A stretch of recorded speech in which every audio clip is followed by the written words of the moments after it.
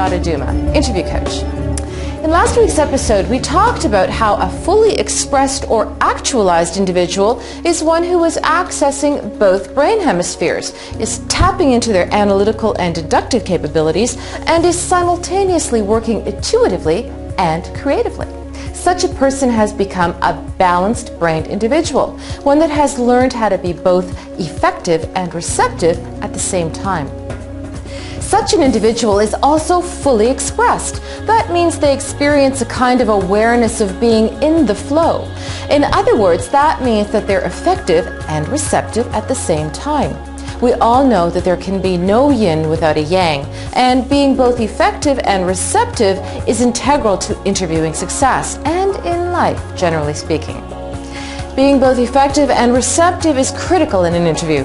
Being effective in an interview means that you communicate with others in a manner that effectively sells you in increments of a minute. More about this coming up shortly. And being receptive means that you must be receptive to the interviewer's questions, their manner of communicating, their vocal intonations, facial expressions, and their comportment, otherwise known as body language. In other words, you have to be listening and paying attention to more than just their words, because what you're communicating to them isn't just words. It's the whole package, and that package is you. This is the key to a successful interview, being able to speak and think simultaneously, being at once receiving and engaging, communicating effectively and effectively, looking and sounding your very best, and being brilliant. Sound daunting? It shouldn't. All these are perfectly realistic and attainable attributes. You can learn how to be all of that and more and ace every interview and get the job you want, though it will require time and effort. Because we all know you don't get something worthwhile for nothing. The first step is being thoroughly prepared.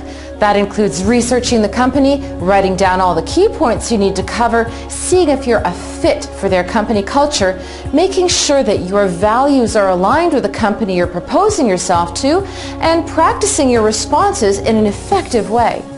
Just a little note about the values comment. Accepting a job offer is not much different than entering into any other kind of relationship, even marriage. Face it, you're going to be spending at least 40, if not 60 or more hours a week being in a relationship with your employer.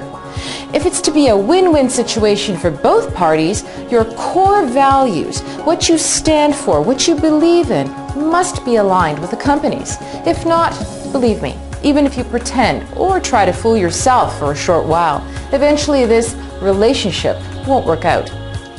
Besides, why would you want that job anyways?